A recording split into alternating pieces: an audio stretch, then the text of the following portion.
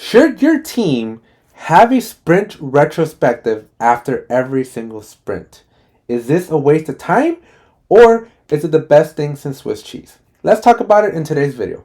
If you haven't already, please consider subscribing to the channel, drop a like if you get value out of this video, and if you have any questions, comments, or concerns, let me know in the comment section below.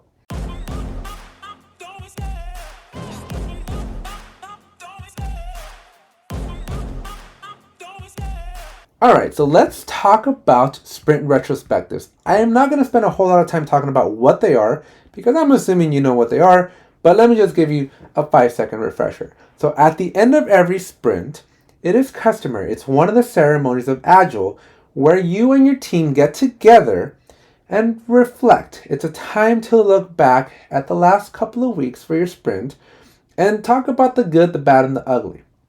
Now, this meeting is typically about an hour long, and it's a very, very interesting meeting. It's one of the most interesting ceremonies, I think, out of all the world of Agile, because it's the one where you really need a high level of trust, and your team is most vulnerable in this meeting. Now, I've worked in companies with teams, with managers really, where they didn't like the retrospective. And so their mitigation to having a retrospective is one of two things. One, kill it off completely and not have it, or do it over Slack or some sort of other text messaging based medium. Now, both of those ideas are really, really bad ideas, but I understand why they like those ideas. Weak managers, I'm being very bold here with my statements. When you have a weak leader, a weak manager that doesn't know how to be an effective leader, the retrospective scared the bejesus out of them, because a sprint retrospective, when not conducted properly, when not governed correctly, and when you don't have a strong leadership presence in that meeting, these retrospectives turn into blame game matches. It's finger pointing. Everybody tries to figure out why things went wrong, and it wasn't my fault, it was your fault. And it just becomes very chaotic, and a lot of managers rather just not deal with it because it is a very challenging topic to talk about. Nobody wants to air their dirty laundry. And interestingly enough, the sprint retrospective is the perfect place to air your dirty laundry. Now, that aside, the reasons why people don't like the retrospectives aside, let me tell you why having the sprint retrospective after every sprint is a really, really good idea, if not a necessary idea. First, I'll start off with prefacing that I absolutely love the sprint retrospective. I think it's one of my favorite ceremonies. It's the most important one in my opinion, and it's the place where high performance teams are made. Now, teams that just go through the motions, the teams that go through the script of the sprint retrospective as defined by the beautiful people at Agile and Scrum folks, they will see mediocre results. Essentially, you talk about the good, the bad, and the ugly, right? And it's a place where you just come together and you just talk. Now, if teams keep it very surface level, where they keep it very safe, they're just talking about super high level problems, they take some super high level actions that everybody knows nobody's going to actually go do, it's a very big waste of time. And when teams do that, when teams take it not as serious or don't take advantage of the true value you get out of the sprint retro, I can understand why some teams would opt in to basically not having the sprint retro each and every sprint, because it can be seen as a waste of time. But if you do it correctly, if you really invest and really take your sprint retrospective seriously, the sprint retro can be the most magical ceremony of them all. Because you see, when you come to a sprint retrospective and your team is based on trust and the people together truly enjoy working together, and this is a big problem, right? I'm giving you a big if. Because to do the trust, to do this level of environment, your team needs to be very, very tight. They need to spend not just time talking about work, but they need to invest in each other. They need to know each other so that that trust can be built. They need to know that each and every single person in that team has each other's backs. Because if you're missing that, if you don't have a team that is built on trust or depends on their trust to do their work together, then you're never going to be able to achieve the greatness that you can get out of the retrospective. Because too often, those egos are going to play a role. The team's not going to trust each other. They're not going to be able to be vulnerable with each other. And they're just going to think that people are placing blame on them. They're going to shut down. And then we get into this infinite cynical cycle of like the sprint retrospectives are not valuable.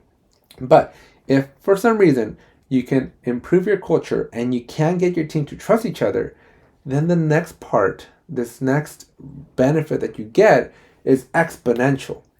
Teams that truly master this trust and they can challenge each other, they can have conflict in a very healthy way, but to make each other better, not to blame each other, but to make each other better. Kind of like the Blue Angels when they review every single video of all the performances, because that team of Blue Angels, if they don't 1000% trust each other, could end with somebody's death.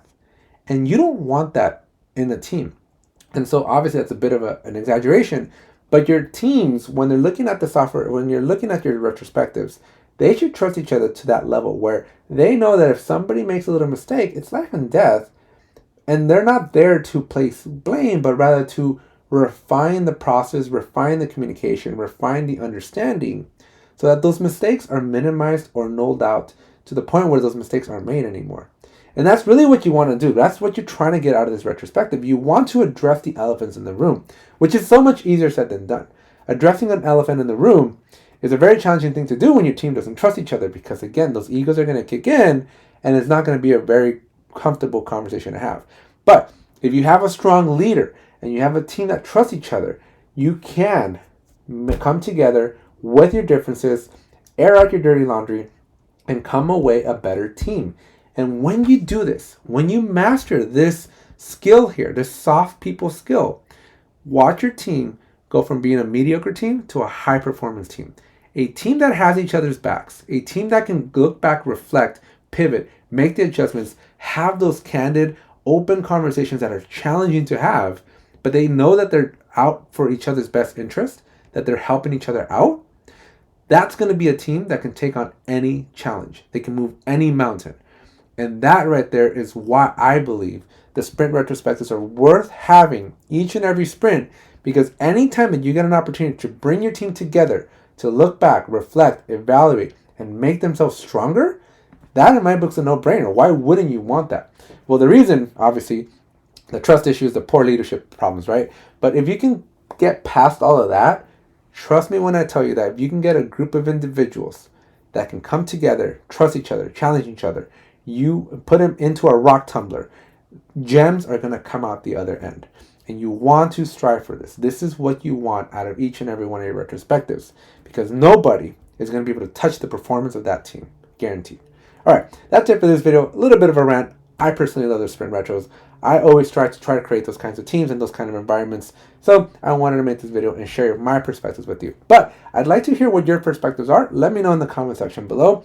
What are your struggles, your challenges? What are your things that you love about your retrospectives? Let me know. I'm very interested to hear other people's opinions and stories in the comment section below. Make sure you drop a like out of this video so more people can see this video, and make sure you subscribe because that really does help the channel grow tremendously. That's it for this video, and I'll see you in the next one. Bye. I love the chase and the hunt, and I set the pace when I'm running. I always take what I want, and I always give it 100. Don't need